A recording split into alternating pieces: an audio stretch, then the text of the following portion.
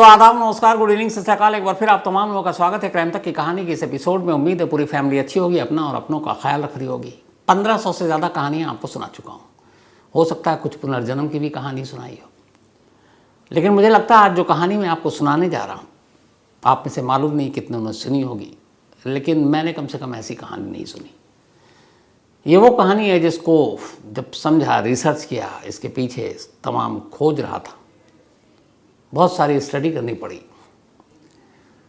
तो इस कहानी को जानते हुए और जब मैं कहानी में डूब रहा था, मैं खुद डर रहा था और डर के साथ एक क्यूरियोसिटी थी। आगे क्या, ऐसा कैसे, क्या ये मुमकिन है, क्या ऐसा हो सकता है? लेकिन ऐसा हुआ, और इसलिए मैं कह रहा हूँ ऐसा हुआ कि अमेरिका वर्जीनिया यूनिवर्सिटी, नामी गिरामी यूनिवर्सिटी, वहाँ के साइंटिस्ट तक जो पुनर्जन्म के एक्सपर्ट्स हैं, उन तक को इसे एक स्टोरी के लिए इंडिया आना पड़ा। और उन्होंने आकर यहाँ पूरा रिसर्च किया, फैक्ट्स ढूंढे, और फिर उन्होंने भी कहा कि ये पुनर्जन्म की ही कहानी है। शायद दुनिया में इकलौती पुनर्जन्म की ये कहानी है जिसको इसके एक्सपर्ट्स ने एक तरह से सर्टिफिकेट दिया कि इसमें कोई झोल नहीं है, इसमें कोई गलत नहीं है। पहले कहानी, फिर आपको फैक्ट्स। उत्तर प्रदेश में एक जगह है इटावा, आप लोग जानते होंगे, बहुत नामी जगह है। इसी इटावा के एक गांव में एक परिवार रहा करता था, एक ठाकुर का परिवार। इस परिवार में 3 लोग थे जो गरीब लोग थे, पति पत्नी और उनकी एक बेटी। लेकिन जिस गांव में ये रहते थे उस गांव का नाम है शरीफपुरा। शरीफपुरा 70s की बात कर रहा हूँ मैं, बल्कि 70s की। इस देश में उस वक्त गांव में इतना विकास नहीं हुआ था। न वहाँ बिजली थी, न पानी, न सड़कें, न अस्पताल, न डॉक्टर, न कॉलेज, न स्कूल। बेहद पिछड़ा हुआ ये इलाका। और इसी इलाके में एक ठाकुर गरीब परिवार, उसमें एक लड़की का जन्म होता है और उसकी पैदाइश हुई 1968 में। घर वालों ने नाम रखा सुमित्रा। गांव में कोई रोज़गार भी नहीं था, इसलिए इस गांव के जितने भी मर्द थे वो कामकाज के सिलसिले में इस गांव से दूर बड़े बड़े शहरों में पहुंच जाते। सुमित्रा के पिता भी दिल्ली में आकर मजदूरी और बाकी छोटे मोटे काम कर रहे थे। लेकिन सुमित्रा अभी कुछ साल की हुई, उसकी माँ की मौत हो गई। बाप नौकरी और घर चलाने के लिए घर से दूर, माँ का साया सर से उठ चुका। एक दूर के कज़न ने, जिनकी उम्र भी ज़्यादा थी, अब उन्होंने सुमित्रा को पालना पोसना शुरू किया। सुमित्रा धीरे धीरे बड़ी हुई। बचपन से ही एक तरह से उसको अकेलापन मिला। मजबूरी में बाप दूर रहा, माँ का साया छीन ही चुका था और कोई था नहीं भाई बहन। तो अपने उस ताऊ के घर में वो पली बढ़ी और अकेलापन हमेशा अपने आप को, खालीपन उसके अंदर एक महसूस होता रहा। जब सिर्फ वो 13 साल की हुई तभी घर वालों ने उसकी शादी कर दी, और शादी एक जगदीश सिंह नाम के शख्स की। जगदीश भी छोटे मोटे काम किया करता था और काम के सिलसिले में अक्सर वो भी उस गांव से बाहर रहता। तो अब पति भी कुछ वक्त के लिए साथ रहा सुमित्रा के, लेकिन फिर घर चलाना था, इसलिए वो शहर में नौकरी करने लगा। शादी होने के बावजूद एक तरह से सुमित्रा के अंदर फिर वही अकेलापन, फिर वही उदासी, आसपास कोई नहीं। जैसे बचपन में माँ बाप करीब नहीं रहे। शादी के बाद पति घर चलाने के लिए, वो सुमित्रा से प्यार करता था लेकिन मजबूरी थी, सबका पेट पालना था।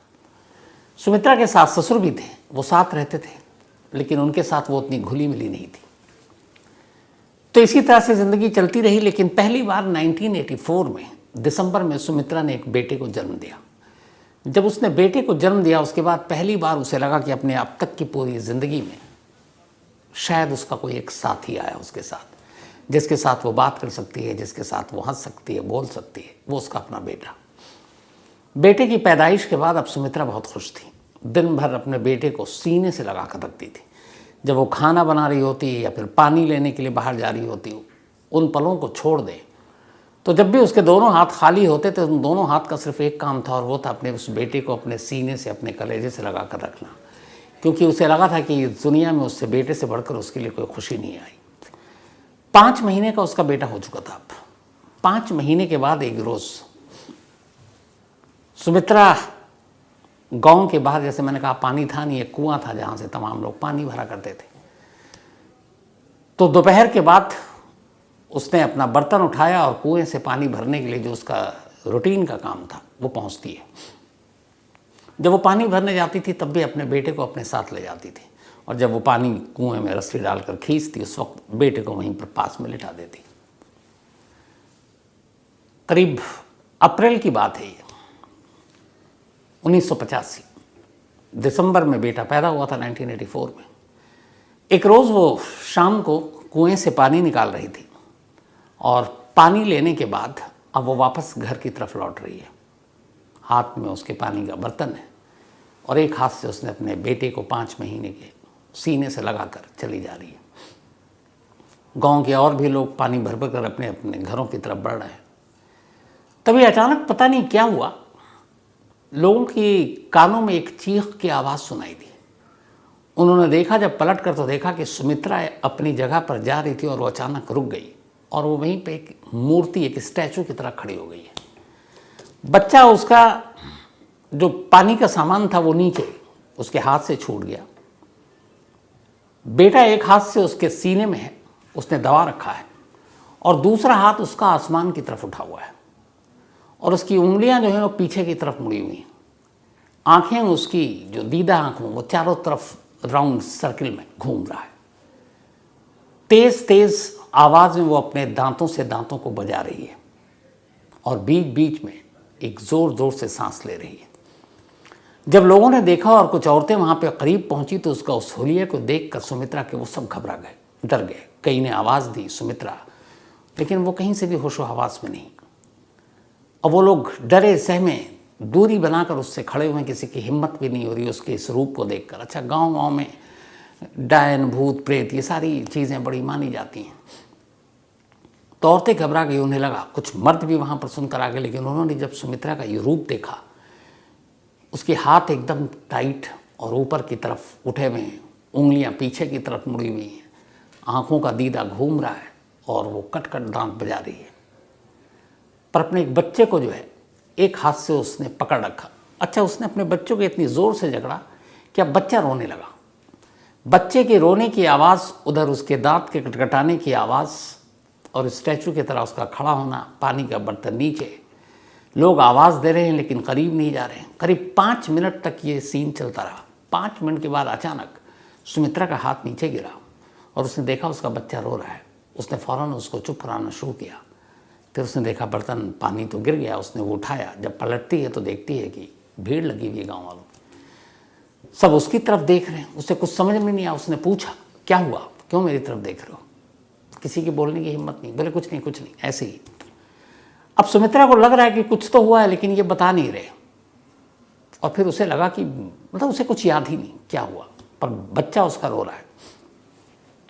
वापस वो पानी भरती और तेज़ी से अपने घर की तरफ चली जाती। घर पहुंचने के बाद भी उसे एहसास है कि वहाँ पर कुछ हुआ, लेकिन लोग मुझे बता नहीं रहे। फिर उसे लगा क्या पता कुछ हुआ हो। उसके बाद वो रात पूरी ठीक से गुजरी। अगले 2-3 दिन गुजरे। एक रोज़ वो किचन में खाना बना रही थी।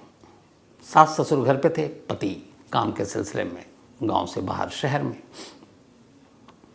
खाना बनाते बनाते अचानक सास के कानों में आवाज़ आई कुछ कटकटाने की और ज़ोर ज़ोर से किसी की सांस लेने की।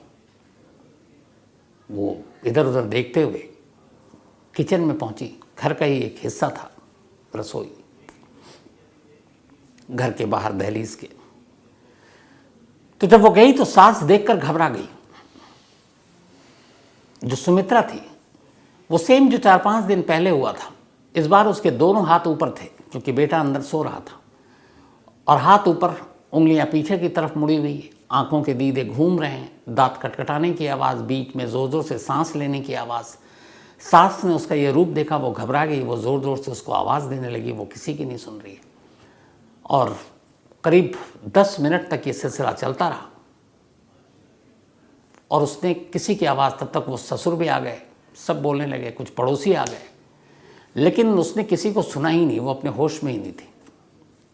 करीब 10-12-15 मिनट बीते। अचानक उसके हाथ नीचे गिरे। नॉर्मल उसका, उसने देखा चारों तरफ सास ससुर हैं ये है। उसने अपने घूंघट वूंघट डाले वापस, ससुर और के सामने वो डाला करती थी। पूछा क्या हुआ, आप लोग मुझे क्यों देख रहे हैं? अब सब एक दूसरे को, तो सास ने पूछा कि तुमने अभी क्या, कुछ हुआ था? उसने कहा नहीं, मैं तो खाना बना रही हूँ।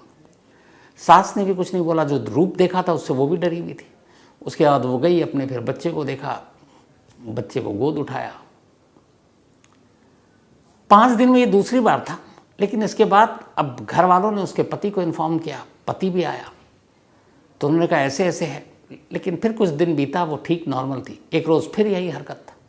अचानक उसके हाथ ऊपर, उंगलियां पीछे, आंखें नाच रही हैं, दांत कटकटा रहे हैं, तेज़ तेज़ आवाज़ आ रही है। पति देखा पहली बार इस रूप में अपनी पत्नी को, वो भी घबरा गया। अब ये हुआ कि नहीं कुछ है तो क्या करें, गांव में वैद्य है, हॉस्पिटल डॉक्टर कुछ था नहीं, और बिल्कुल फिट सुमित्रा, कोई बीमारी नहीं, कुछ नहीं। तो गांव के वैद्य जी को बुलाया गया और कहा गया कि ये हरकत है। अब तक ये बात गांव के लोगों से भी पता चल चुकी थी कि ये कुएं पर हुआ, उसके बाद हुआ।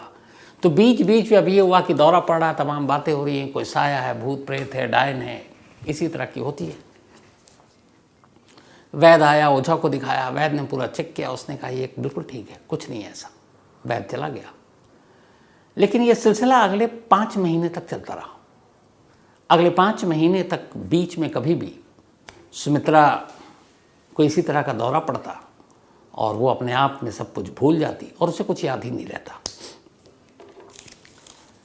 अब पति ने भी उधर शहर जाना छोड़ दिया, क्योंकि पत्नी है, सास ससुर ने कहा भाई देखो हालात ठीक नहीं है, क्या पता कुछ हो जाए। इधर ये भी डर है कि कभी किसी ऐसे हालात में वो बच्चे को कुछ ना कर दे। तो अब दिल पर पत्थर रखकर सुमित्रा ने अपने बच्चे से भी थोड़ी सी दूरी बनानी शुरू कर दी कि कभी ऐसा ना हो कि मैं उस रूप में चली जाऊं और बच्चे को ही अपने नुकसान पहुंचा दूं। तो अब ज़्यादातर बच्चे सास के पास रहते, मतलब अपनी दादी के पास, और ये सारा सिलसिला चलता रहा। धीरे धीरे वक्त बीता।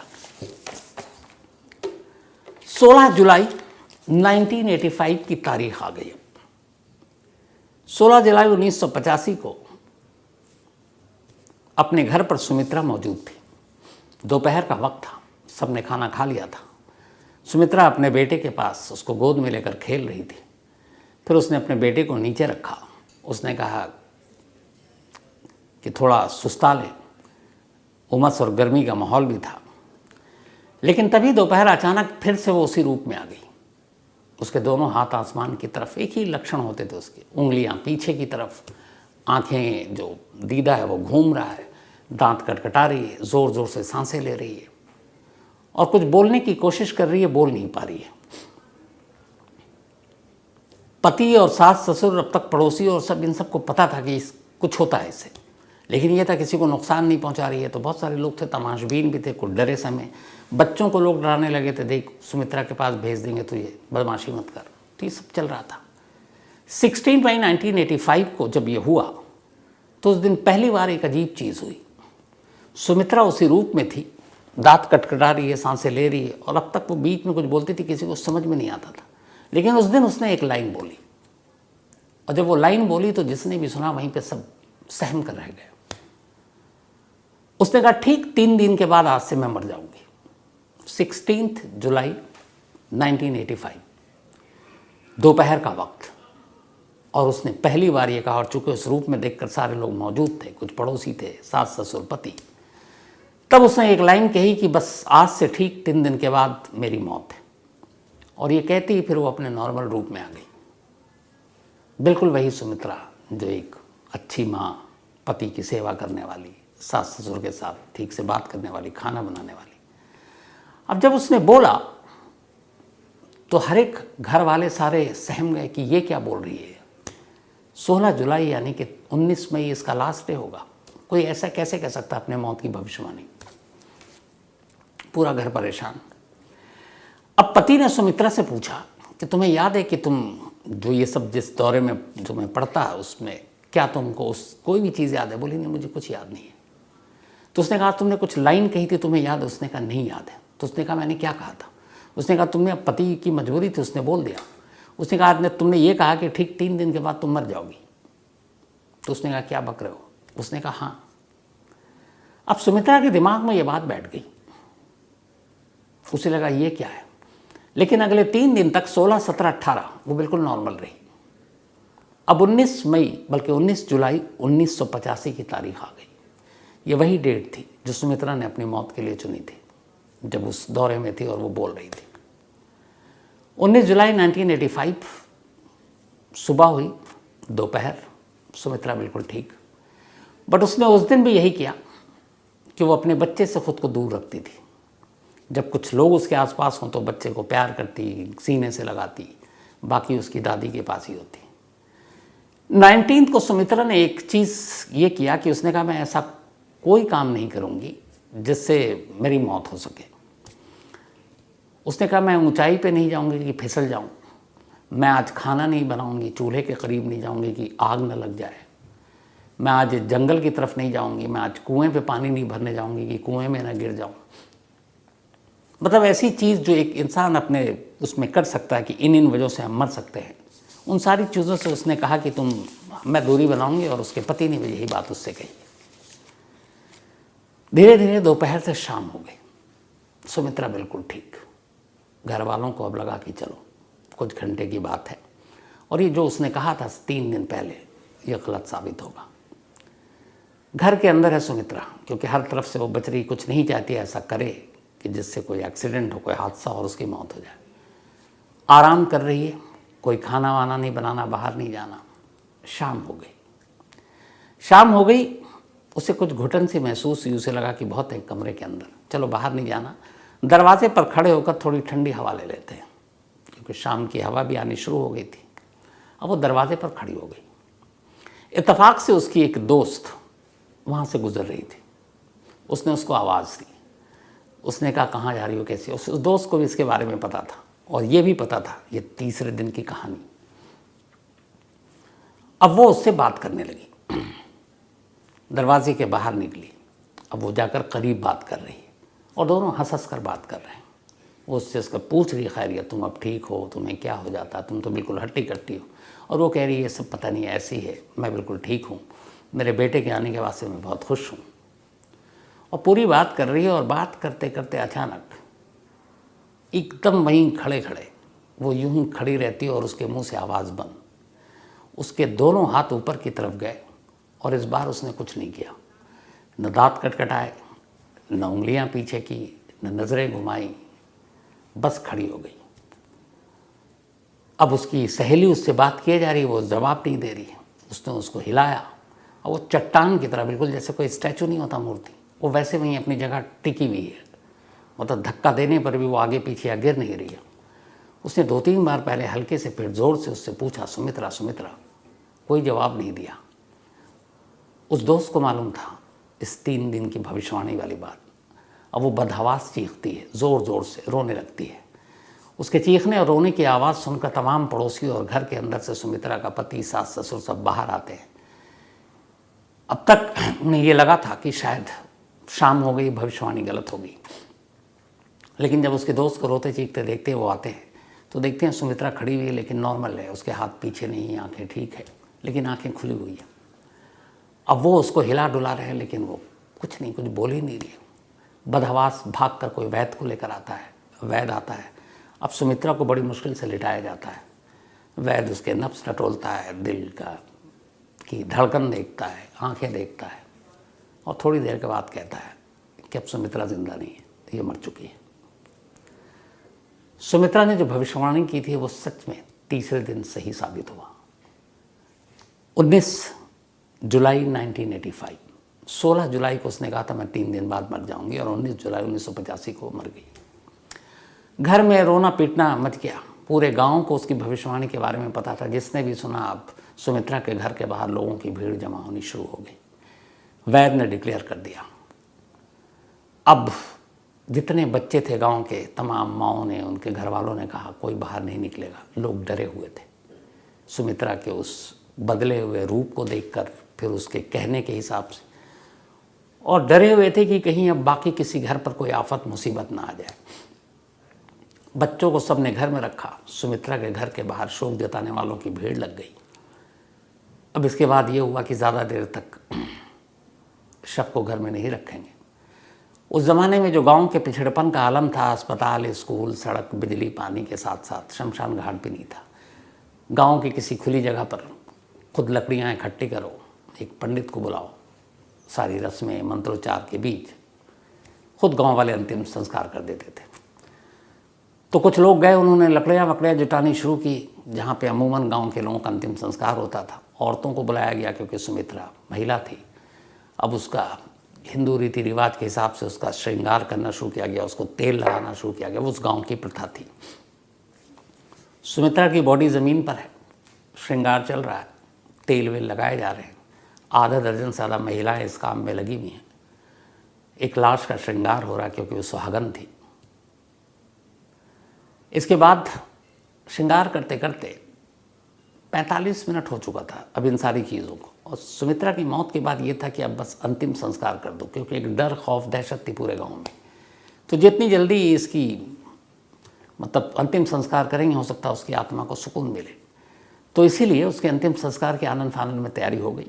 और इधर उधर चिता सज रही है, इधर लाश को सजाया जा रहा है। तभी अचानक जिस कमरे में लाश रखी थी, एक औरत की बड़ी तेज़ी से चीख की आवाज़ सुनाई दी और वो बदहवास चीखते हुए घर के बाहर भागी। बाहर सारे लोग शोक जताने के लिए खड़े थे, बहुत सारी महिलाएं भी थी। घर छोटा था, बहुत सारी एक साथ नहीं जा सकती थी। इसी बीच में एक दूसरी महिला चीखते हुए घर से बाहर निकली, फिर तीसरी निकली। अब जब ऐसा हुआ तो बाहर बदहवास लोगों ने पूछा क्या हुआ। तो पहली महिला जो निकली थी बाहर, उसने अपने आप पे काबू पाया और उसने कहा कि अचानक सुमित्रा ने अपनी आंखें खोली थी और उसकी आंखें उसी तरह से, उसकी दीदा जो है वो चारों तरफ घूम रहा है। लोगों ने कहा तेरा वहम होगा। तब तक दूसरी बोली नहीं, मैं उसका श्रृंगार कर रही थी और उसका दिल जोर से धड़क रहा है। तीसरी ने कहा कि वो अपने दांत को कटकटा रही है। अब जब ये सुना तो सारे लोग भागे, वैद्य जी को बुलाया गया। वैद्य जी अंदर आए। अब उन्होंने दोबारा सुमित्रा के नब्ज टटोले, दिल की धड़कन टटोली और उसके बाद घर वालों से कहा कि ये मातम मत मनाओ, सुमित्रा जिंदा है, ये चमत्कार हो गया। थोड़ी देर बस उन्होंने कहा कि थोड़ा सा और इसको भी परेशान मत करो। वैद्य जी की ये खबर सुनकर सुमित्रा का पति खुशी से रोने लगा। घर वाले खुश, पूरा मोहल्ला खुश। थोड़ी देर के बाद अब सुमित्रा की इधर हालत यह है कि जब वो होश में आई तो उसने पाया कि वो लेटी हुई है, बहुत सारी औरतें उसको तेल लगा रही है। वो अचानक घबरा कर उठी। उसने कहा क्या है, क्या कर रहे हो तुम हमारे साथ। सबने किसी ने बताया नहीं। उसने कहा कुछ नहीं, बस ऐसे ही। उसने कहा नहीं हटो, और आप लोग हो कौन। इतनी देर में अब वैद्य जी चले गए। बाहर खड़े हुए पति जो खुशी में रो रहा था, बदहवास अंदर आया, सुमित्रा सुमित्रा करके चीखते हुए, और आकर सुमित्रा को गले लगा लिया। जैसे उसने गले लगाया, सुमित्रा ने उसकी तरफ देखा। अपने पति को देखते ही उसने एक जोर का धक्का मारा और पति को किनारे किया। कहा आप कौन है, इस तरह से आप क्यों मुझे गले लगा रहे हो, मैं आपको नहीं जानती हूँ और आप पराई स्त्री के साथ ऐसा नहीं कर सकते हो। पति ये सुनकर बदहवास कि ये क्या कह रही है। सास ससुर को बुलाया उसने, कहा माँ पिताजी ये देखो ये क्या बोल रही है। तो उसने कहा तुम्हारे सास ससुर। उसने कहा ये दोनों कौन है, मैं नहीं जानती। तमाम औरतें थी, बोली कि ये तुम्हारी जो दोस्त जिसके साथ बात करते करते उसने दम तोड़ा था, बोली इसको भी मैं नहीं जानती हूँ। अब सब थोड़ी देर के बाद जब उसने कहा ये तुम्हारा बेटा जो तुमको जान से ज़्यादा प्यारा है, उसने कहा मैं इसको भी नहीं जानती हूँ। सबको लगा कि जो माँ हमेशा अपने सीने से लगा कर रखती थी, अचानक अपने बेटे तक को अपनाने से मना कर रही है और पहचान नहीं रही है, कुछ गड़बड़ है। वैद्य जी को बुलाया गया। कहा कि वो जिंदा तो हो गई लेकिन किसी को पहचान नहीं रही। वैद्य जी ने उसको फिर से चेक किया। उन्होंने कहा काम करो, थोड़ा सब्र रखो, शायद शौक लगा हो या पता नहीं कुछ है, करिश्मा है, चमत्कार हुआ, थोड़ा इसे वक्त दो और इससे दूर रहो। अब ये कहकर चले गए वैद्य जी। अगला दिन आया, सुमित्रा बिल्कुल ठीक ठाक, लेकिन ना वो अपने बच्चे की तरफ देख रही है, ना उसे गोद में उठा रही है, ना सास ससुर को पहचान रही है, ना पति को पहचान रही है, ना पड़ोसियों को पहचान रही है और किसी को भी अपने करीब आने नहीं दे रही है। घर वाले इंतज़ार कर रहे हैं कि शायद ये भी एक उसके दौरे का एक्सटेंशन होगा, दिमाग पे असर हुआ होगा, धीरे धीरे वक्त बीतेगा तो वो ठीक हो जाएगी। करते करते इस आलम में 3 महीने बीत गए। 19 जुलाई को 45 मिनट की मौत हुई थी सुमित्रा की। अगस्त, सितंबर, अक्टूबर आ गया, 3 महीने बीत गए। 1985 20 अक्टूबर। इस 3 महीने के दौरान सुमित्रा ने किसी को भी नहीं पहचाना। तमाम कोशिश घर वालों ने कर ली, ना अपने पति को कभी अपने करीब आने दिया। उसने कहा आप पराये मर्द हो। न सास ससुर को वो दर्जा दिया, न पड़ोसियों को, दोस्तों को, किसी को नहीं। जब अपने बेटे को भी उसने एक बार भी गले नहीं लगाया। लेकिन एक काम वो करती थी, वो एक लेटर लिखती थी और लेटर लिखकर उसको वो करती और अपने पति को कहती कि इसको पोस्ट कर दो। पति अनपढ़, लेकिन घर वाले ये हैरान थे कि सुमित्रा ने तो पढ़ाई की नहीं। हाँ, थोड़ी बहुत उसके जो ताऊ थे उन्होंने पढ़ाया था, लेकिन फिर भी ये लिख रही है कुछ। पर उन्हें लगा कि अब कुछ होगा, या ये भी हो सकता है एक दौरे का पाठ हो, वो अपने आप को कुछ और सोच रही हो।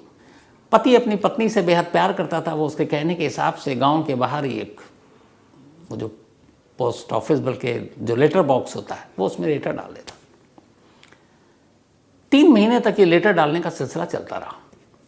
3 महीने के बाद 19 जुलाई 1985 को सुमित्रा ने 45 मिनट के लिए दम तोड़ा था। 20 अक्टूबर 1985 की तारीख आई। अचानक एक शख्स सुमित्रा के घर पहुंचता है, इसी शरीफपुरा गांव में। और वो शख्स घर पहुंचते ही पहले तो गांव में जाता है और गांव में जाने के बाद वो पूछता है कि यहाँ पे क्या कोई ऐसी महिला है जिसका बर्ताव बड़ा अलग है, जो कभी कभी कुछ भूल जाती है या उसको दौरा पड़ता है, इस तरह की कोई चीज़ें उसके अंदर है। तो लोग कहते हैं कि यार इसको मतलब ये कैसे। अच्छा, ये गांव में चर्चा का विषय था, तो ये था कि शायद गांव से बाहर भी कई लोग कमाने वमाने के लिए जाते हैं, तो किसी ने बताया होगा। तो उसने कहा आपको कैसे पता? उसने कहा छोड़िए, आप मुझे बताइए है कि नहीं। तो फिर सुमित्रा का पति बाहर आया। उसने कहा जी है, लेकिन आप कौन? हम आपको जानते नहीं हैं। उसने कहा मेरा नाम राम सिया त्रिपाठी है, मैं इटावा से आया हूँ। इस गांव से करीब 80 किलोमीटर दूर एक अपने गांव का नाम उन्होंने बताया। उसका नाम था डिबियापुर। ये शरीफपुरा था जहाँ सुमित्रा रहती थी, और ये राम सिया त्रिपाठी डिबियापुर से आए थे, जो 80 किलोमीटर दूर है इस गांव से। तो उन्होंने कहा मेरा नाम राम सिया त्रिपाठी है, मैं एक लेक्चरर हूँ कॉलेज में, और मुझे इसलिए यहाँ आना पड़ा है कि पिछले 3 महीनों से मुझे कुछ लेटर मिल रहे थे, और उस लेटर को मैंने शुरू में नज़रअंदाज किया। लेकिन अब फिर मुझे लगा कि चलो एक बार चल के देख लेते हैं, दूरी ज़्यादा नहीं थी, एक दिन बर्बाद होगा। लेकिन मैं सिर्फ चला आया इसलिए कि वो लेटर जो भी भेज रही है एक बार उससे मिल लूँ। तो उन्होंने कहा कौन आपको लेटर भेज रहा है? तो उन्होंने कहा कि वही तो मैं आपसे मिलने आया हूँ कि आपके घर में कोई ऐसी महिला है जो बदलती है, जिसको दौरे पड़ते हैं, कुछ होता है। तो फिर उसने पूछा दोबारा, उसके सास ससुर आ गए कि आपका नाम बताइए। तो उन्होंने कहा मेरा नाम राम सिया त्रिपाठी है। जब इस बार उन्होंने अपना नाम बताया तो अंदर सुमित्रा बैठी हुई थी और उसके कानों में ये नाम पड़ गई। जैसे ही नाम सुना, वो बदहवास कमरे से बाहर भागते हुए आती है और राम सिया त्रिपाठी को देखते ही गले लगा लेती है। अब जितने भी लोग खड़े हुए थे सब बदहवास, खुद राम सिया त्रिपाठी पीछे हटते हैं और उसको छुड़ाने की कोशिश करते हैं, लेकिन वो इतनी तेज़ी से गले लगाकर और रो रही है कि किसी को कुछ समझ में नहीं आया।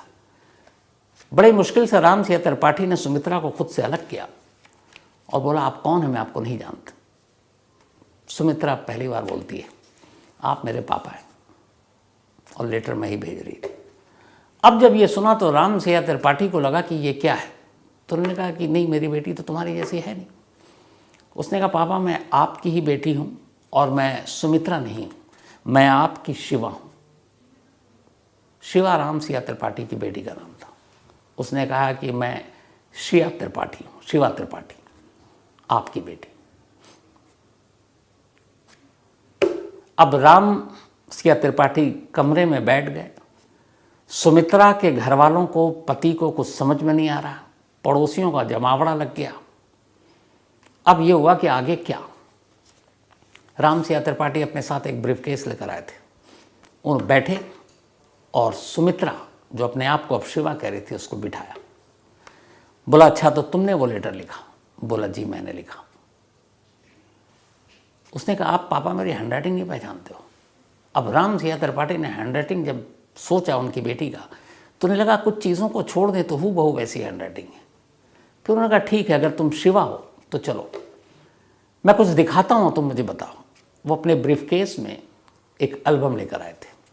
उस एल्बम में कुल 15 तस्वीरें थीं और ये एल्बम उनकी बेटी शिवा त्रिपाठी की शादी का एल्बम था।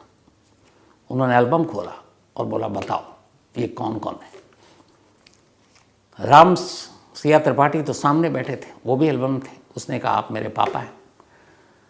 एक लेडी को देखकर उसने कहा कि ये मेरी माँ है। एक को देखकर कहा ये मेरा भाई है। एक को देखकर उसने कहा कि ये छेदी लाल है, मेरा पति। 2 बच्चों की तस्वीर को देखकर उसने कहा कि ये दोनों मेरे बच्चे हैं, रिंकू और टिंकू। ये मेरी सास है, ये मेरे ससुर है, ये मेरा देवर है। और फिर एक महिला की तस्वीर पर आकर उसने उंगली रखी और चुप हो गई। राम सिंह त्रिपाठी ने कहा तुम सबका सही सही बता रही हो, ये आखिरी तस्वीर है, इस पे क्यों चुप हो गई? घबराई वो, उंगली रखे हुई है, बता नहीं रही। उन्होंने कहा बताओ बताओ। बड़ी मुश्किल से फिर लरसते हुए डरे सहमे अंदाज में अब सुमित्रा कहती है ये मेरी ननद है और इसी ननद ने मुझे सर पर पत्थर मारकर 19 जुलाई 1985 को मेरा कत्ल किया था।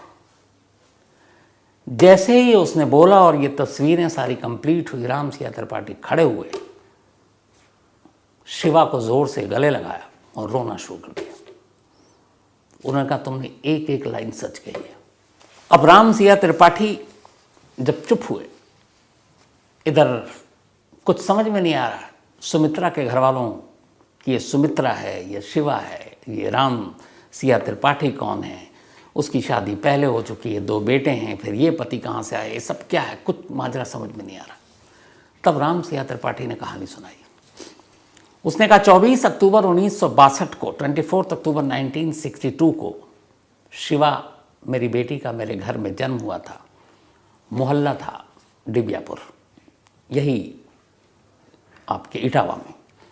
और वहाँ से शरीफा, जो बात बताया आपको, बल्कि शरीफापुर पूरा 80 किलोमीटर की दूरी पर है। पर ये दोनों परिवार एक दूसरे को नहीं जानते। शिवा एक ब्राह्मण फैमिली से थी और सुमित्रा एक ठाकुर परिवार में जन्म लिया था। ये खुद एक कॉलेज में लेक्चरर थे, घर में पढ़ाई का माहौल था। उस ज़माने में उन्होंने शिवा को ग्रेजुएशन कराया, कॉलेज में पढ़ी। जब शिवा 18 साल की हो गई तब 1980 में शिवा की शादी छेदी लाल नाम के एक नौजवान से कर दी गई। शादी के कुछ साल के बाद, अगले 5 साल के अंदर अंदर शिवा को 2 बेटे हुए, रिंकू और टिंकू। लेकिन बेटे होने के बावजूद शिवा की शादीशुदा जिंदगी कामयाब नहीं थी। वजह ये थी 2। एक, उस घर में यानी कि छेदी लाल के घर में जहाँ ये शादी हुई थी, उनका कोई भी पूरा परिवार खानदान में शिवा जितना पढ़ा लिखा कोई नहीं था। शिवा एक ग्रेजुएट थी कॉलेज की और वहाँ सब 12वीं पास थे। तो एक तो उनके अंदर एक कॉम्प्लेक्स था कि उनकी जो बहू है वो पूरे ख़ानदान में सबसे पढ़ी लिखी है। दूसरा, उन्हें लगता था कि उसके पति जो पिता हैं वो लेक्चरर हैं, बहुत पैसे हैं, तो वो डॉरी के लिए भी तंग करते थे और अक्सर ननद भी घर पे रहती थी, लड़ाई झगड़ा चलता रहता था। 18 जुलाई 1985 को अचानक जो शिवा है उसके एक दूर के अंकल ने आकर घर पे खबर दी कि शिवा ने खुदकुशी कर ली है। उसकी बॉडी रेलवे ट्रैक पर मिली है। बदहवास घर वाले भागे। उस वक्त राम सिंह त्रिपाठी शहर से बाहर थे, कहीं और थे, दूर थे। वहाँ जाकर जब देखा गया तो देखा गया कि रेलवे ट्रैक के दोनों बीच में शिवा की बॉडी रखी हुई है। कोई भी पार्ट ट्रेन से कटा नहीं है। हाँ, उसके सर पर किसी वजनी चीज़ के चोट का निशान है। ससुराल वालों ने यही कहा कि उसने एक झगड़ा हुआ था घर में, आमतौर पर झगड़ा होता है, उसके बाद उसने जाकर खुदकुशी कर ली। लाश, वो दौर था उस वक्त, इतनी सारी चीज़ें, सोशल मीडिया था नहीं। आनन फानन में लाश घर पहुंचा और शिवा के पिता राम सियाराम का इंतज़ार किए बिना ससुराल वालों ने अंतिम संस्कार कर दिया। ये 18 जुलाई की बात है जो डेथ हुई थी, 18 जुलाई 1985। और इधर उस गांव से 80 किलोमीटर दूर सुमित्रा ने अपनी मौत की भविष्यवाणी 19 जुलाई की थी। 24 घंटे का फर्क था, 80 किलोमीटर के अंदर 2 मौत होनी थी। तो इधर पोस्टमार्टम कर दिया। बाद में अब घर वालों को शक हुआ, उन्होंने अपनी तरफ से तफ्तीश की तो पता चला कि 18 जुलाई को ससुराल वाले रात के अंधेरे में किसी को उठाकर रेलवे ट्रैक पर ले जाते हुए देखे गए। इसी के बाद ससुराल वालों के खिलाफ कंप्लेन किया गया। शिवा के ससुर और हस्बैंड को पुलिस ने गिरफ्तार किया, लेकिन कोई सबूत था नहीं। अंतिम संस्कार हो चुका था, मौत रेलवे ट्रैक पे हुई थी या फिर सर पे वजनी चीज़ से, इसका खुलासा अब हो नहीं सकता था। तो बाद में सबूतों के अभाव में पति और ससुर को शिवा को जमानत मिल गई।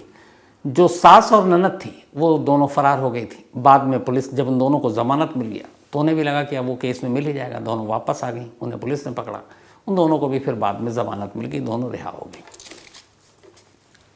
ये पूरी कहानी अब राम सिया त्रिपाठी वहाँ बैठकर सुना रहे हैं।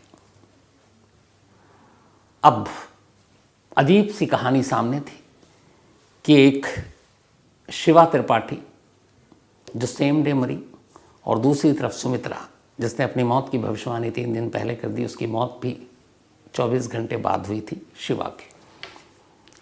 और सुमित्रा कभी पढ़ी लिखी नहीं, इंग्लिश में लेटर भेज रही है। कभी वो ठीक से मतलब हिंदी पूरा नहीं बोल पाती थी, वो अपने गांव की जो भाषा होती है यूपी की, उस भाषा में बात किया करती थी।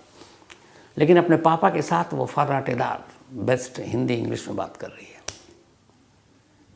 अब जब ये सारी चीज़ें हो गई तो फिर ये हुआ कि पापा मैं आपके साथ जाऊंगी। पापा उसको अपने साथ लाए, वो अपने दोनों बेटों से मिली। फिर उसे ख्याल आया कि उसके ससुराल ने तो उस पर जुल्म किया था, मारा पीटा था, उसको तो एक तरह से कत्ल ही कर दिया था उसका। तो पति से भी अब कोई रिश्ता था नहीं क्योंकि पति जिंदा था, लेकिन उसके बावजूद उसे लगा कि जो उसका सुमित्रा का जो पति था वो पति शरीफ था, उसे मानता था, बेशक गरीब था लेकिन उसे प्यार करता था, जगदीश सिंह। उसने कहा कि बेशक मेरा पुनर्जन्म हुआ है, मेरे 2 बच्चे हैं। उसने उन दोनों बच्चों को अपना लिया, रिंकू जो उसके बेटे थे शिवा के, सुमित्रा ने, उसने कहा यही मेरे बेटे हैं। और अपने उस गरीब पति को भी उसने कहा यही मेरा पति है। और अपने उस बेटे को जिसको वो 5 महीने तक सीने से लगाकर भागती थी, उस बेटे को भी, पति बेटे और अपने पुनर्जन्म के पहले के 2 बेटे, इनके साथ फिर वो आकर उसी गांव में रहने लगे। और उस पति के साथ बड़ी अच्छी खुशहाल ज़िंदगी उसने गुजारी। उधर 2 अब परिवार भी था, वो सब भी खुश, गांव के लोग भी खुश। लेकिन ये कहानी फिर उस वक्त मीडिया में आई, अखबारों में आई। जब ये आई, अमेरिका की वर्जीनिया यूनिवर्सिटी से पुनर्जन्म के जो एक्सपर्ट हैं, सारे फैक्ट्स फाइंडिंग और ये चीज़ें देखते हैं, उनकी पूरी टीम आई। जो इंडिया में उस वक्त इस पे काम कर रहे थे वो टीम पहुंची इटावा में। इन लोगों ने बड़ी छोटी छोटी चीज़ों की फैक्ट्स की चेकिंग की, इंटरव्यू किया दोनों परिवार का, गांव के लोगों का। वो सारे डॉक्यूमेंट्स निकाले, शिवा की मौत का, सुमित्रा के जन्म शादी का, तस्वीरें निकाली दोनों के अलग अलग। हालांकि उसके गांव की तस्वीरें कम थी, लेकिन जो भी मिली वो सारी चीज़ें,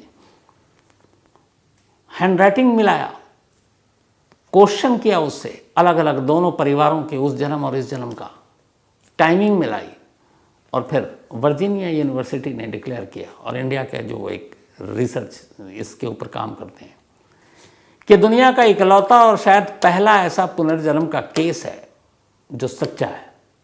फैक्ट्स के बेस पर ये केस ये साबित करता है कि सुमित्रा का पुनर्जन्म शिवा के तौर पर हुआ था।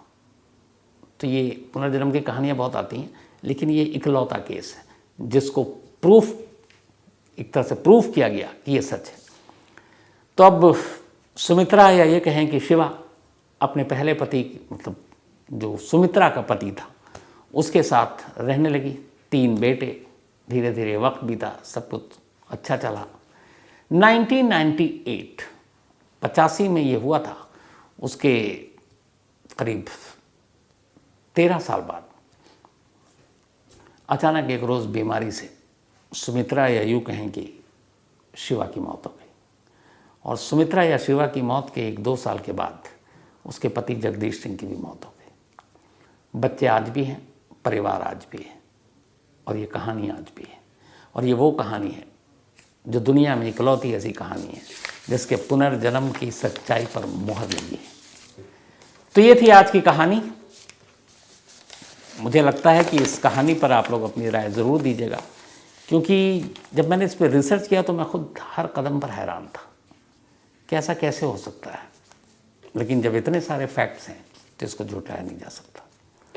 तो आज की कहानी में इतना ही, लेकिन कहानी ख़त्म करूं उससे पहले वही अपना सिलसिला। आज उषा कामले जी, इनकी 60वीं सालगिरह है, यानी कि 60th ईयर, 60 साल की आज हो चुकी हैं।